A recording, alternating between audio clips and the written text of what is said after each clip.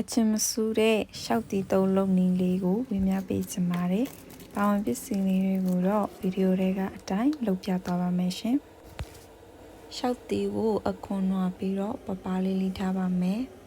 ။အထက်ကအစိတ်လေးတွေကိုထုတ်ဖို့မမေ့နဲ့အောင်နော်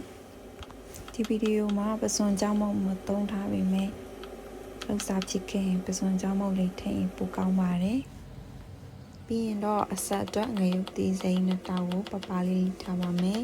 ။ပြီးရင်အချင်းထိန်ဖို့အတွက်စက်သွန်နေတစ်ချမ်းကိုပပလေးထားပြီးတော့စက်သွန်နေအနှံ့လေးပြဝအောင်ရေ3ကလောက်ဆေးပြီးတော့စစ်ထားလိုက်ပါမယ်။ခီးတွေမကြံခဲ့ဖို့တော့လိုပါမယ်။ရှောက်တီ3လုံးကိုအတွက်ရေစစ်ထားတဲ့စက်သွန်နေငရုတ်သီးစိမ်းလေမွန်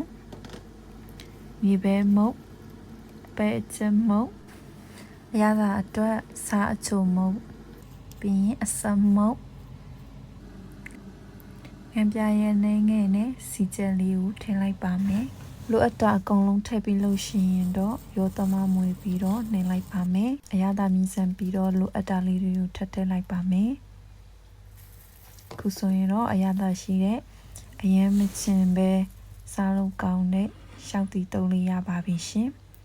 ဟုတ်စာကြည့်ကြဖို့မမေ့နဲ့အောင်နော်။